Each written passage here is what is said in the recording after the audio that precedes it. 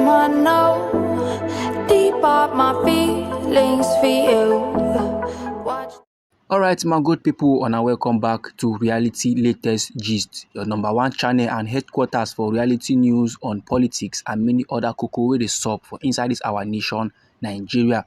And just like usual, I don't come with updates. You know, say I don't give you reports about the levels we play out for inside the Edo State Governorship Petition Tribunal. On Thursday, will be the 6th day of February for inside this year, 2025, you know, say men be they expect the People's Democratic Party to bring in witnesses to come testify. Say Mago no happen for inside the Edo State governorship election wey sup on the 21st day of September for inside the year 2024. Men be they expect say INEC go bring witnesses to come prove to the People's Democratic Party and the Edo State people say the things and things wey dem do on that day of election na legit something. But INEC no bring any witness. That day come past. INEC was satisfied with the things and things we play out on Wednesday. They were satisfied with all the documents wey dem present give the court. Now we get one countryman wey dey go by the name Mayaki. Don come outside, come dey yarn. Say make the All Progressive Congress dem perform like the INEC. Make dem no even try and make dem no even bother sef say they call witness because the People's Democratic Party they no deserve am.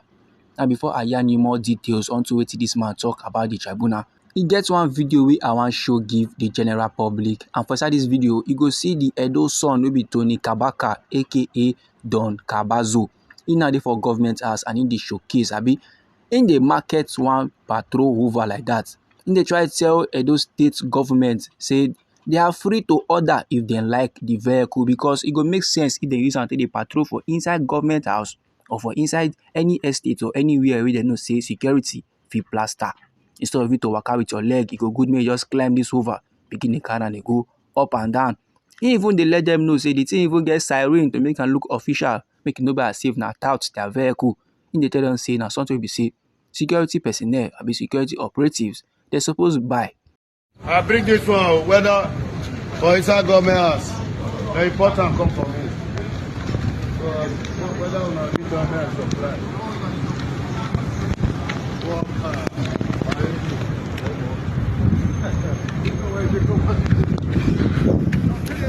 This for monitoring surveillance inside the yard. Because you need to go anywhere.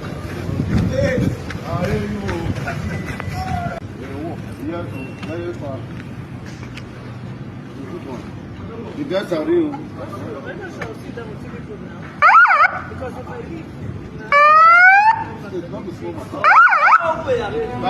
Now we get governor inside governor. I just have to come and see whether they actually work because I don't sleep over this.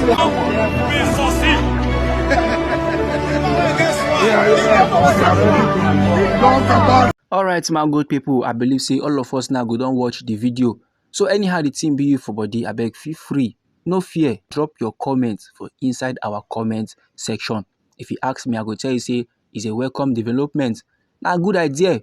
If security operatives now then use this one now till they patrol the perimeter, they patrol their house back and front, or they patrol that estate. Instead of you to dey waka with your leg now, because normally life suppose easy for country people. You don't see patrol hoover, why not acquire it so that your patrol will just go easy, you they go seriously serere, you they go well for you without stress. If you approve, if it isn't a good idea, drop them. If it isn't not be good idea, still drop them inside comment section. Back to the cocoa of the hour, back to the updates what I get for you concerning the Edo State Petition Tribunal. Like this now, the chairman of the Edo State Media and Publicity Directorate, I still be the APC Presidential Campaign Council for the year 2023. I'm talking about the one and only Mr. John Mayaki. He now don't call on in party, will be the APC. So may they not dignify the People's Democratic Party and their candidate to be Aswen Ighodalo with any witness for this ongoing governorship election petition tribunal. And according to him, he said the burden of proof they remain with the petitioners. That is, now only the petitioners, the People's Democratic Party and their candidates now supposed to go through the stress of bringing witnesses to come court to come testify concerning the Edo State governorship election. Now, for many of us, we don't understand how things they play out for inside court. We could forget the aspect where we say many they complain, say the court system has been compromised. judicial system now, mago don full am, jaguda business now dey reign for inside. Make we forget all those level. Wetin dey reign for inside court, wetin court dey believe na evidence and witness. So for this man to yarn say make the APC no even try and say they dey bring witnesses come court, e dey somehow for ear. But if dem believe say the document wey dem bring come is enough proof to show say nothing like mago happen for the Edo State governorship election, it is up for the tribunal to decide. If e be say last the witnesses wey the PDP carry come is enough to prove say mago play out for the election, it is still up for the tribunal to decide. But still on the matter, Mago people, Oga John Mayaki, he now dey hail the Independent National Electoral Commission wey be INEC for the stand wey dem make on Thursday for inside the tribunal. And according to the explanation of Oga Mayaki, he say if the petitioners now say dem get 100 witnesses and they can't end up bringing only 19, how that one dey show say dem dey ready to prove their case? And no be like say anybody stop them from proving their case.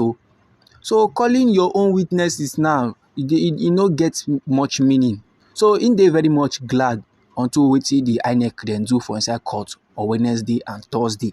And he go like am well if the APC dem follow the same road wey INEC dem follow, because he no dey see any reason to call witnesses when the petitioners never even provide enough evidence to prove their case against the election of Senator Monday Okpebholo as duly elected governor of Edo State. And all these kind of levels now wey dey play out for inside the tribunal, e don happen before. They suppose learn from those old ones dem.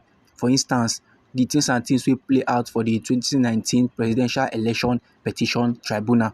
That time the People's Democratic Party and their candidate wey be Atiku Abubakar, they still challenge the victory of President Muhammadu Buhari of the All Progressive Congress for inside the 23rd day of February for inside the year 2019 presidential election. And another similar case constantly play out for inside the year 2023 presidential election petition tribunal, where President Bola Ahmed Tinubu, through his legal team, indicted plans to call 39 witnesses to come defend his election victory. But last he can end up calling only one, and with just that one witness, now so our president take close the case, while the APC no even dignify Peter Obi and Atiku Abubakar with any witness. And in the reason, say it will make sense if the Edo State All Progressive Congress go look towards that direction, go learn from the things and things we play out, go learn from how those men they handle their case, so that them too they go handle their own. This man go people now the information we I want share give the general public. Now we be reality latest gist. Now they like give on a reality news on legitimate politics information and other cocoa with the sub for inside our nation Nigeria. So if you like this update and go like to receive more, try make you subscribe to this channel and try make you put on the notification bell, so that as we dey bring more news they call your side, as we dey bring more reality gist, you go first they get the updates and you go even receive them sharp. And the comments are they give on that legit and reality news for you, my good people.